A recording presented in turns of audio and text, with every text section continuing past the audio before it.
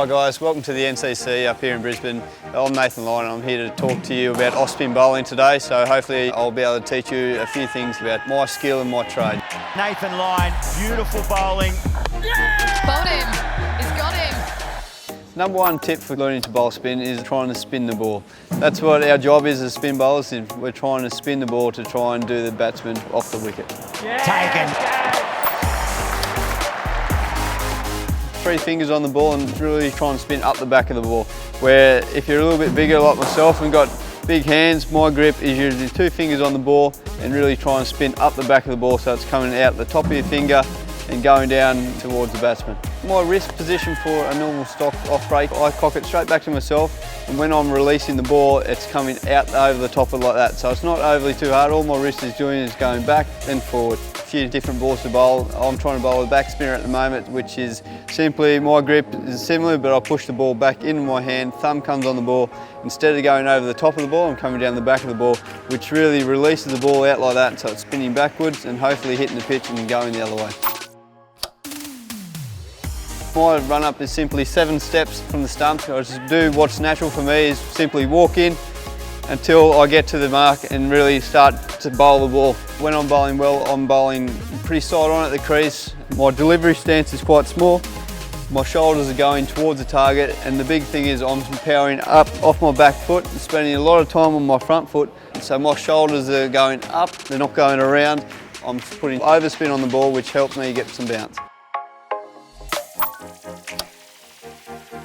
I can bowl over the wicket here, and I usually bowl around the wicket as well.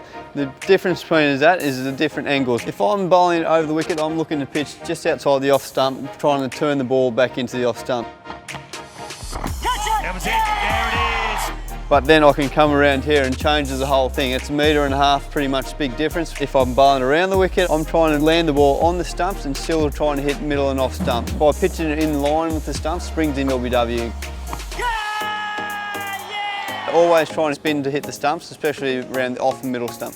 As an off-spin bowler, I really enjoy bowling the left-hand batters. When we have the chance to spin the ball away from the batsman, it really brings in your catches at slips. We're still trying to land the ball on the stumps, but with the left-hander trying to spin it away to try to take the outside edge, and hopefully their slips can hang on to a couple of catches. Catch! That's a beauty. That's an absolute beauty.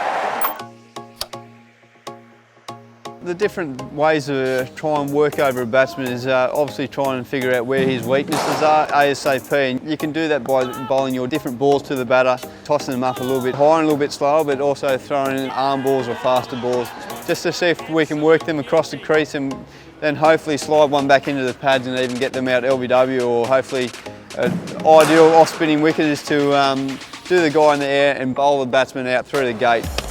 Oh, he's knocked him over. Beautifully bowled, Nathan Lyon. Just threw it up a little bit higher, a bit wider. Too good. If some big bully of a batsman is out there hitting sixes every second ball, you can throw your fielders out and have a little bit of a protection, and really puts the ball back in their court. You don't need to change the way you're bowling. I don't mind getting hit for 6, it's about the next ball you bowl. As a spinner, if you can win the war and don't worry about the fight out there in the middle, it's all about the end result, that's the main thing. I always try and bowl my best ball, which is the best off-spinning ball that I can bowl, the very next ball after getting hit for 6, and hopefully I'll do the batsman. If they want to hit me again, hopefully I'll get them caught out in the boundary or stumped if they happen to miss the ball. Out he comes again. The cry goes up for catch it. Harris is down there.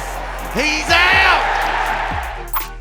A basic field for a right-handed batsman is, I usually have 4 on the offside, which is a slip, point, cover, mid-off, and 5 on the leg side, which usually is a 45, a sweeper out there just behind square, a bat pad nice and close for catching, a mid-wicket and a mid-on. So that's a pretty stock standard field for a right-hander, but you can mix up. If you're bowling really well, you can bring another catcher in off the offside.